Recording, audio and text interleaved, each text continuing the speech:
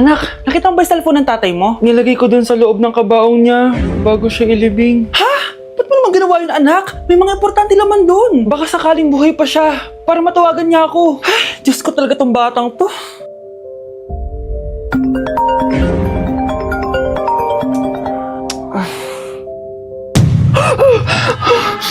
Matawag si tatay.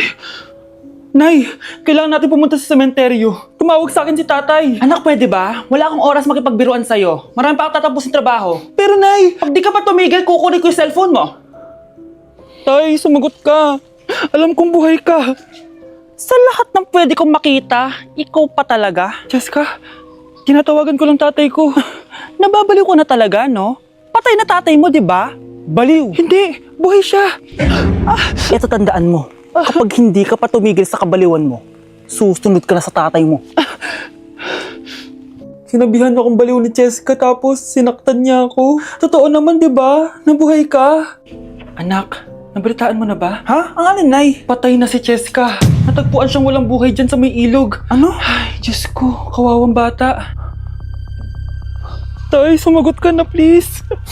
Ikaw! Ikaw ang pumatay sa anak ko! Ano?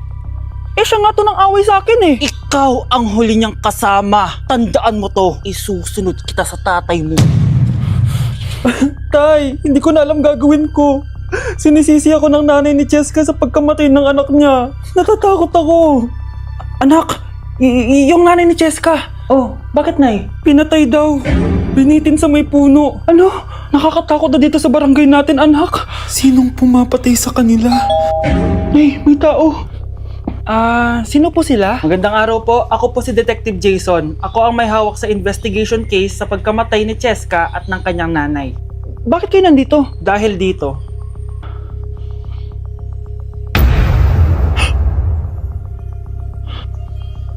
Nay, ikaw pumatay sa kanila? Oo, anak.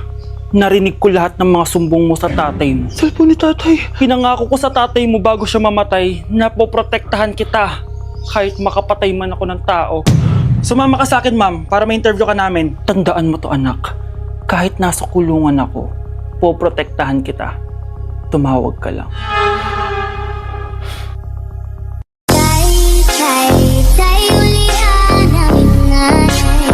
Kaming duhara diri sa balay, walay makaalalay.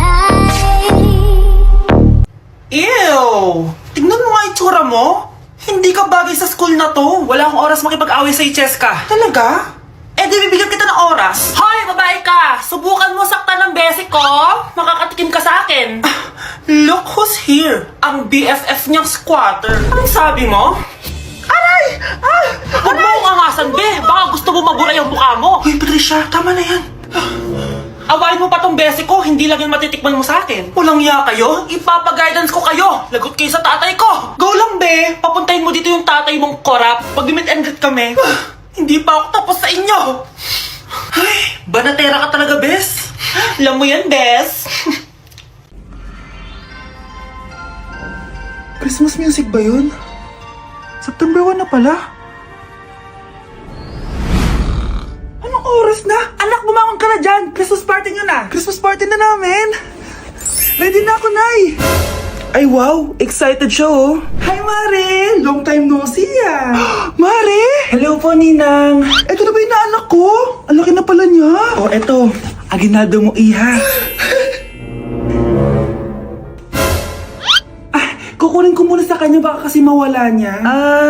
O sige Mare, tara kain na tayo dito. Ay, oh sige Mars, tara, kain tayo. Oh, mga anak, buksan nyo ng mga regalo ni Santa Claus. Ano kaya ito regalo ni Santa sa akin? Sana slime to. Wow, ang ganda naman ng damit na to. Ano to? Deodorant?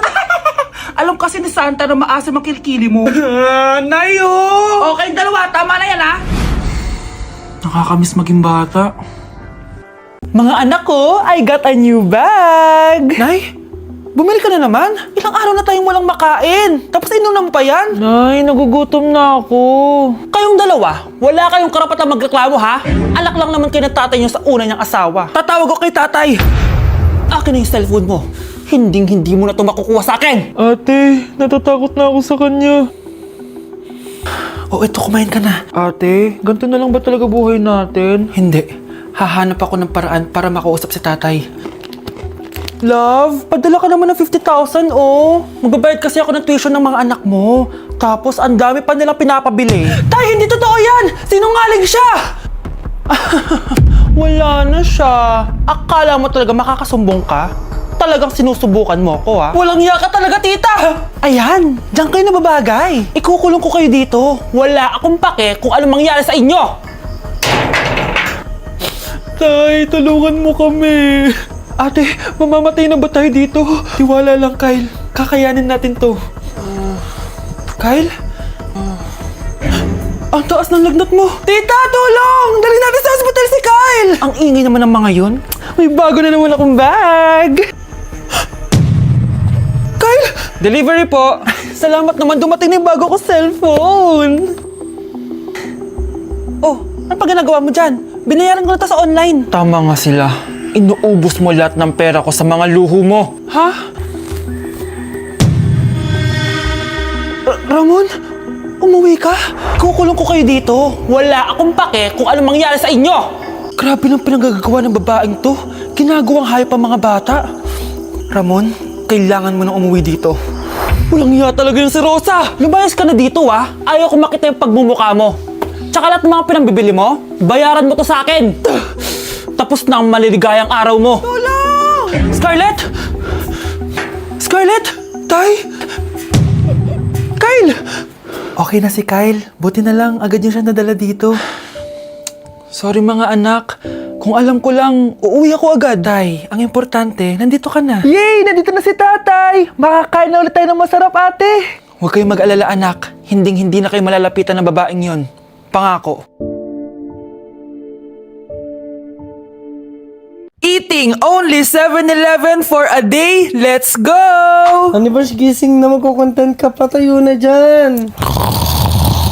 Good morning, guys! So, ginising ako agad ni Honey Bunch. 11 a.m. na. So, magbe-breakfast tayo. Alam niyo na kung saan. Papunta na kami. And yung 7-Eleven dito, guys, sobrang layo. Like, sa kabilang barangay pa. Hulaan niyo kung nasan ako.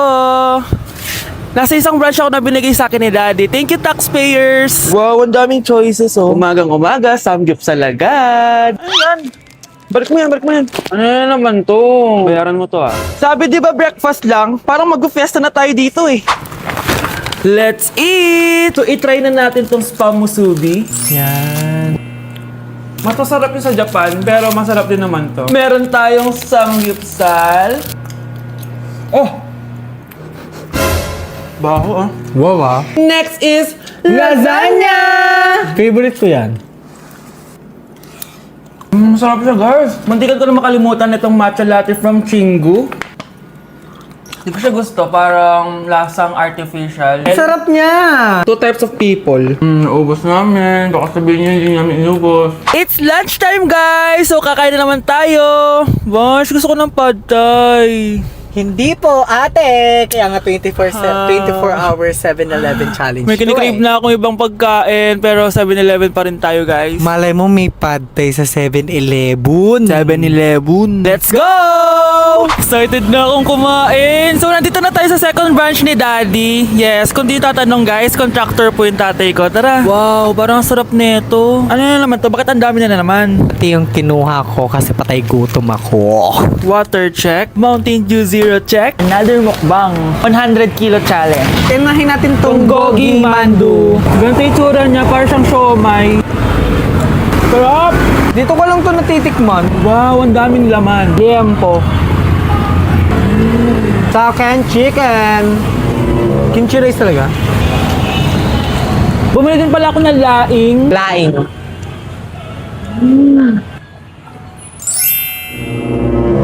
Hindi ko siya bet. Pwede dessert? May dessert pa? Busog na naman! Next Kaya stop! naman- Next stop na namin is dinner! It's dinner time! So, it's 7:17 na ng gabi and medyo nagugutom na tong tao na to. Saan kaya tayo kakain? Ayan, saan pa ba? Oh, may sisig oh. Let's eat this. Guys, may Bicol Express. Okay, mukbang na naman. Kuya, pabili nito lahat. Okay guys, mag-haul na naman tayo, no? Tara. Guys, una natin titikman nitong chicken fillet nila. Parang, Parang family chicken nga. Sarap. mana natin ng bulgagi. Sarap, di ba? Sarap! Unboxing! Sana secret. Oh my gosh! Ang sarap nito!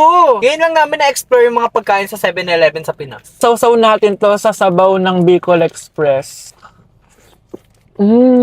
Okay, next naman namin natitikman na itong sisig. Masarap naman pag maasim. Grabe guys, nabustog talaga ako, malala. Kaya naman, kung may challenge pa kayo guys, i-comment nyo lang dyan at gagawin namin yan. So yun lang guys, thank you for watching and see you on my next vlog. Wow, vlogger.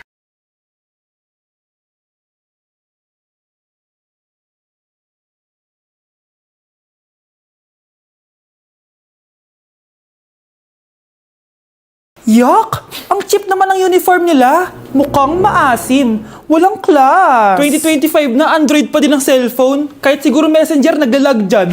Ang ganda nga ng uniform, ang sasama naman ng ugali. Naka-iPhone ka nga, talo ka pa din naman sa ML. Ipabuhat yarn. Ang baho siguro ng classroom nila, no? Tapos nag-aagawan pa sa electric fan kasi wala naman silang aircon. Feel ko pinapalo sila ng teacher nila kapag nagkakamali sila. Ang boring siguro sa classroom nila. Mas masaya pa rin talaga sa public school, no? Balita ko mga korap mga magulang niyan. Kaya madaming pera. May araw din kayo, men. Nakatikim na kaya sila ng steak? Feel ko hindi nila afford. Nakatikim na kayo ng pagmamahal sa magulang? Oh, sa pool! How dare you? Isang pitik ko lang, tumba ka na. Pipitik ka pa lang, tumba ka na. Tara na nga. Class!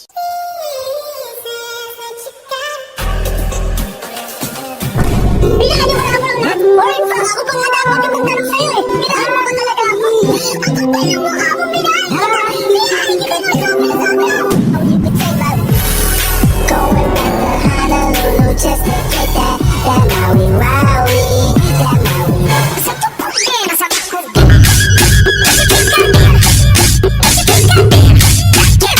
Diyos ko po, mas lang ako saglit eh. Oh, anong ibibigay kong grade sa'yo niyan? Una sa lahat, hindi ka nagpapasa na assignment. Pangalawa, hindi ka nakikipag-participate sa klase. At higit sa lahat, inalis ka na ng research leader mo dahil ang gusto mo lang daw iambag ay ang face card mo. Ayan tuloy na decline. Wala akong choice, ibabagsak kita. Ma'am, wag mo naman ako ibagsak. Papatayin ako ng mga magulang ko. Please, ma'am. Okay lang yan, nak. Mag-repeat ka na lang. Kaya naman, mag-ingay para sa paborito nating Mars, si Scarlett!